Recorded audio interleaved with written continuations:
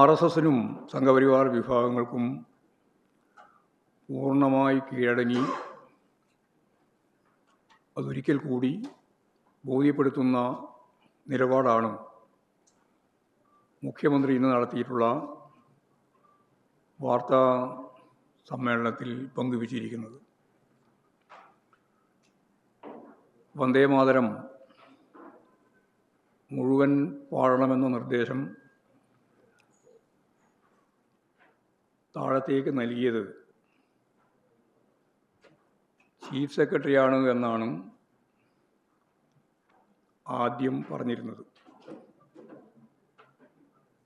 എന്നാൽ കഴിഞ്ഞ പത്രസമ്മേളനത്തിൽ ഇത് സർക്കാരിൻ്റെ നിർദ്ദേശപ്രകാരമാണ് എന്ന് ഞാനന്ന് വ്യക്തമാക്കിയതാണ്.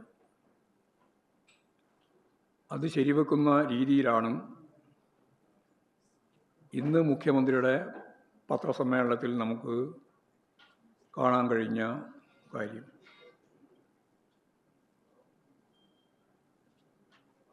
മുഖ്യമന്ത്രി സംസാരിച്ചത് മുഴുവൻ പാടിയില്ല എങ്കിൽ 3 വർഷം തടവ് ശിക്ഷ ലഭിക്കും എന്ന മുന്നറിയിപ്പ്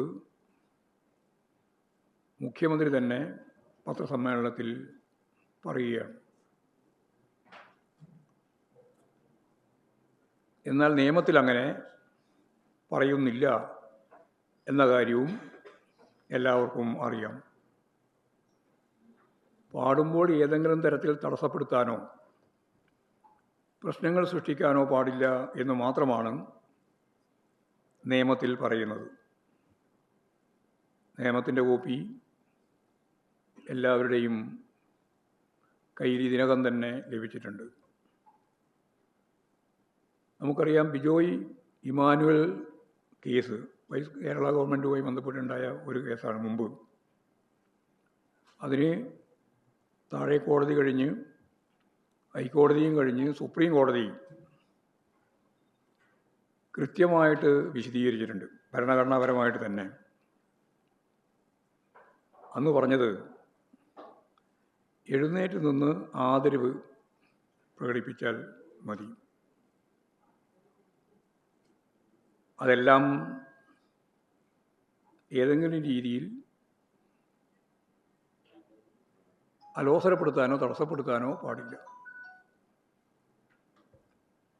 അതിന് 2 ഭാഗം അന്നും തിരിച്ചിട്ടുണ്ട്. ഒന്ന്, ആവിഷ്കാര സ്വാതന്ത്ര്യം 19(1)(a) ഭരണഘടന അനുസരിച്ച്. 2, അവരുടെ മതപരമായ സ്വാതന്ത്ര്യം 25(1). ഈ കാര്യങ്ങളെല്ലാം വെച്ചുകൊണ്ടാണ് ബിജോയ് ഇമാനുവൽ കേസിൽ സുപ്രീം കോടതി വിധി പറഞ്ഞിട്ടുള്ളത്. ചീഫ് സെക്രട്ടറിയുടെ ഉത്തരവ് പാലിക്കണം എന്ന കാര്യം പറഞ്ഞപ്പോൾ അത് തിരുത്തുമോ എന്ന് പത്രപ്രവർത്തകർ, മാധ്യമപ്രവർത്തകർ ആവർത്തിച്ച് ചോദിച്ചപ്പോൾ മുഖ്യമന്ത്രി കൃത്യമായ മറുപടി പറഞ്ഞില്ല.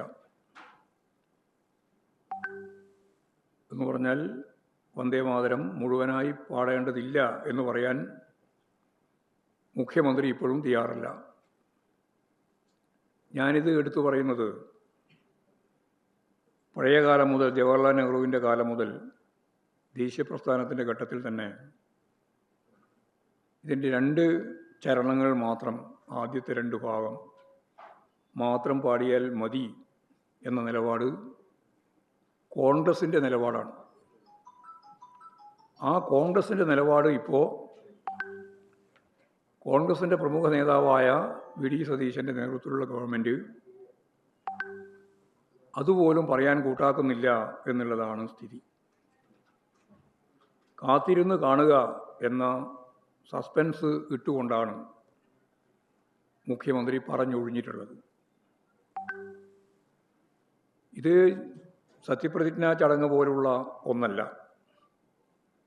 സ്വാതന്ത്ര്യദിനാഘോഷം സ്കൂളുകളിലും തദ്ദേശ സ്ഥാപനങ്ങളിലും കുടുംബശ്രീ യൂണിറ്റുകളിലും നാട്ടിലാകെ സ്വാതന്ത്ര്യ ദിനാചരണ പരിപാടിയുടെ ഭാഗമായിട്ടുള്ള നിരവധി പരിപാടികൾ ആഗസ്റ്റ് 15 എന്ന രീതിയിൽ നടക്കും. അപ്പോൾ സ്വാഭാവികമായി വന്ദേമാതരം പൂർണ്ണമായും ആലപിക്കണം എന്ന നിലപാടാണ്. അങ്ങനെ ആലപിക്കേണ്ടതില്ല എന്ന നിലപാട് സ്വീകരിച്ച കോൺഗ്രസിൻ്റെ തന്നെ നേതാവ് ഇപ്പോഴോ പറഞ്ഞു വെക്കുന്നത്. അപ്പോൾ സ്വാഭാവികമായി ഇത് മുഴുവൻ പാടിയില്ല എങ്കിൽ 3 വർഷം ശിക്ഷിക്കപ്പെടും എന്ന് തെറ്റായ നിയമത്തെ വ്യാഖ്യാനിക്കുകയൂടിയാണ് അദ്ദേഹം ചെയ്തത്. ഇത് യഥാർത്ഥത്തിൽ RSSൻ്റെ അജണ്ടയാണ്. രാജ്യത്തിൻ്റെ നിയമം അതല്ല. ഡോഗ് വിസിൽ മുഴക്കുന്നത് പോലെ എന്ന് പറഞ്ഞാൽ പറയാതെ പറയുക എന്ന നിലപാട് സ്വീകരിച്ചുകൊണ്ട് സംഘപരിവാർ നിർദ്ദേശിക്കുന്നത് പോലെ തന്നെ കാര്യങ്ങൾ പൂർണ്ണതോതിൽ നടപ്പിലാക്കാനാണ്, അല്ലെങ്കിൽ ജയിൽ പോകേണ്ടി വരുമെന്ന ഭീഷണിയാണ് മുഖ്യമന്ത്രി മുഴക്കുന്നത്. അപ്പോൾ അതിനുവേണ്ടി ഇല്ലാത്ത നിയമത്തെ അദ്ദേഹം കൂട്ടുപിടിക്കുകയാണ് ചെയ്യുന്നത്.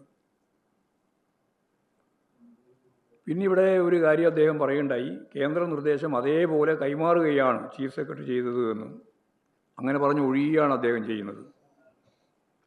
മുഖ്യമന്ത്രിയോട് ചർച്ച ചെയ്യാതെ ഏതെങ്കിലും ചീഫ് സെക്രട്ടറി താഴേക്ക് ഓർഡറായിട്ട് അല്ലെങ്കിൽ സർക്കുലറായിട്ട് നൽകില്ല എന്നെല്ലാവർക്കും അറിയാം. പക്ഷേ അത് മറച്ചു വെക്കാനാണ് അന്നും ഇന്നും മുഖ്യമന്ത്രി ശ്രമിച്ചത്. പിന്നെ സ്വാഭാവികമായിട്ടും ഇങ്ങനെ ഒരു കാര്യം പറയുമ്പോൾ കേന്ദ്ര ഗവൺമെൻറ്റിൽ നിന്ന് ഒരു ഓർഡർ വരുന്നു, അല്ലെങ്കിൽ നിർദ്ദേശം വരുന്നു. അത് മുഖ്യമന്ത്രി ഉൾപ്പെടെയുള്ള മന്ത്രിസഭയുമായിട്ടോ അതുപോലുള്ള ജനാധിപത്യ സംവിധാനത്തെ ഒന്നും ആശ്രയിക്കാതെ ഇവിടെ ചീഫ് സെക്രട്ടറി അത് താഴത്തേക്ക് അയക്കുന്നു എന്ന് പറയുന്നത് നിങ്ങൾ ആലോചിച്ച് നോക്ക്. എത്രത്തോളം തെറ്റായ ഒരു കീഴ്വഴക്കമായിരിക്കും അത്.